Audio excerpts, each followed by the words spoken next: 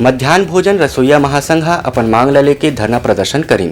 छत्तीसगढ़ मध्याह्न भोजन रसोईया महासंघ अपन मांग ला लेके धरना प्रदर्शन करे के प्रशासन ने अनुमति मांगे है। यहाँ बता दें कि पाछू 2-3 महीना में मध्याह्न भोजन रसोईया संघ डहार ले कतकुन घाव धरना प्रदर्शन व आंदोलन करे जा चुके हैं। यमन की मांग है कि यमन के मानदेय बढ़ाए जाए और यमन ला नियमित रूप से तनख्वाह के संगे संग दूसरो सुविधा घलो दे जाए। महासंघ अपन मांग ला लेके आवैया 28 तारीख ले आंदोलन करही और नवा रायपुर में धरना प्रदर्शन करे के साथ साथ यहाँ ले पदयात्रा घलो निकाली। हमारा धरना में बैठने का कारण यह है कि जो सरकार ने घोषणा पत्र में हमें कलेक्टर दर में देने का जो वादा किया था उसको पूरा नहीं किया है और आने वाले जो बजट सत्र में उन्होंने हमें मात्र 300 रुपए जो 1500 रुपए दे रहे थे, 1500 रुपए मंथली दे रहे थे, उसको बढ़ाकर 1800 रुपए मात्र ओनली घोषणा बस किया 9000 कलेक्टर दर में देंगे करके, लेकिन कलेक्टर दर ना देकर मात्र 1800 रुपए हम लोगों को दिया जा रहा है।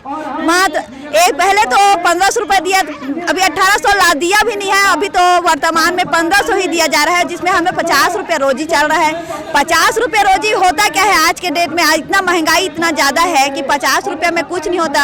हम लोग आगे उग्र आंदोलन के में करेंगे करके चल रहा है हम लोग का सभी का, और जैसे नहीं होता तो हम लोग सब जितने रसोईया हैं उससे अच्छा तो हम लोग इस्तीफा दे देंगे रसोईया संघ का अपने रसोईया से, और हम लोग बेरोजगारी भत्ता का फॉर्म भरेंगे, उसमें कम से कम हम लोग को 2500 रुपये तो मिलेगा। 1500 रुपये से अच्छा है कि जो बेरोजगारी भत्ता 2500 मिलेगा उसमें 700 रुपये हम लोग को एक्स्ट्रा जो मिलेगा हम उसी में खुश रहेंगे।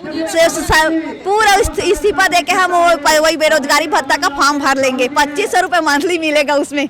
100 बच्चों का खाना बनाती हूँ, लेकिन 10 बजे से लेकर 3 बजे तक काम करती हूँ। सुबह जाती हूँ, किचन साफ करती हूँ, लिपाई पोताई करती हूँ, बर्तन धोती हूँ, पानी भरती हूँ। इसलिए बैठे हैं कि हमको जो मानदेय राशि 1500 दे रहे हैं उसको हमको जो कलेक्टर दर है जो घोषणा किए हैं उसको हमको देना चाहिए, उसके लिए हम लोग बैठे हैं। ब्यूरो रिपोर्ट उतलंघा न्यूज।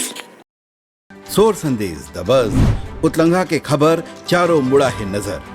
छत्तीसगढ़ी और अंग्रेजी भाषा में खबर पर रहो बेसबर।